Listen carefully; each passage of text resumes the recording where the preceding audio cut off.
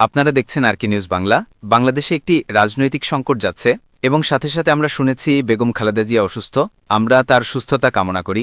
বাংলাদেশে যে আপোষহীন এবং গণতন্ত্রের পক্ষে লড়াই করেছেন, আমরা তার প্রতি শ্রদ্ধা পোষণ করি। সাথে সাথে আমরা একটা বিবৃতি দেখেছিলাম, জামাতে ইসলামী বলেছে যে যাতে বাইকের যে শোডাউন, হুন্ডার যে শোডাউন, সেটা বন্ধ করে, কিন্তু ততদিনে তারা পুরা বাংলাদেশের শোডাউন দিয়ে দিয়েছে।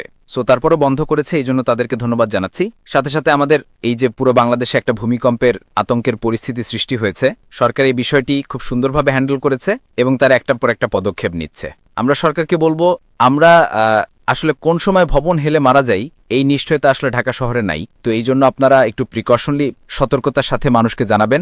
এখন সায়েন্সের যুগ, কখন ভূমিকম্প হবে বা নিরাপত্তা বিধান জনসচেতনতা প্রচার করা টেলিভিশন মিডিয়াগুলোর মাধ্যমে, এগুলো আমরা এখনো সরকার থেকে পাইনি। ফলত এই জায়গা আমাদের উদ্বেগের জায়গা রয়েছে এবং ভবিষ্যৎ বাংলাদেশে আমরা একটি সুন্দর, ক্রেডিবল, গণতান্ত্রিক পরিবেশ নিশ্চিত করতে চাই। আপনারা জানেন, দেবিদ্ধারে আমাদের যে হাসনাত আবদুল্লাহ, গণ অভ্যুত্থানের অন্যতম নায়ক, তার বংশপরিচয় নিয়ে বিএনপির একজন ক্যান্ডিডেট কথা বলেছে।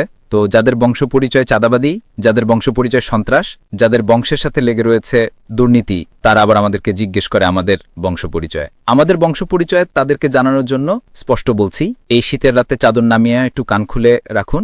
আমাদের বংশপরিচয়, আমরা বাংলাদেশে একটি সংস্কারের বংশ চাই। আমাদের বংশপরিচয় হলো এমন একটি বংশ যারা বাংলাদেশে চাঁদাবাজি চায় না। আমাদের বংশপরিচয় হলো তারা বাংলাদেশে যারা দুর্নীতি চায় না।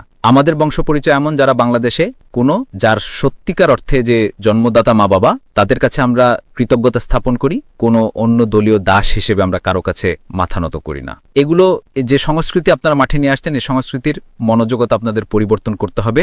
যদি পরিবর্তন করতে না পারেন, তাহলে আমরা যখন কয়েকদিন পরে শাপলাকুলি নিয়ে মাঠে নামবো, আমরা পরিবর্তন করে দেব ইনশাল্লাহ। কারণ আমরা পরিবর্তন করতে জানি, পরিবর্তন অতীতে করেছি, পরিবর্তন ভবিষ্যতে করব।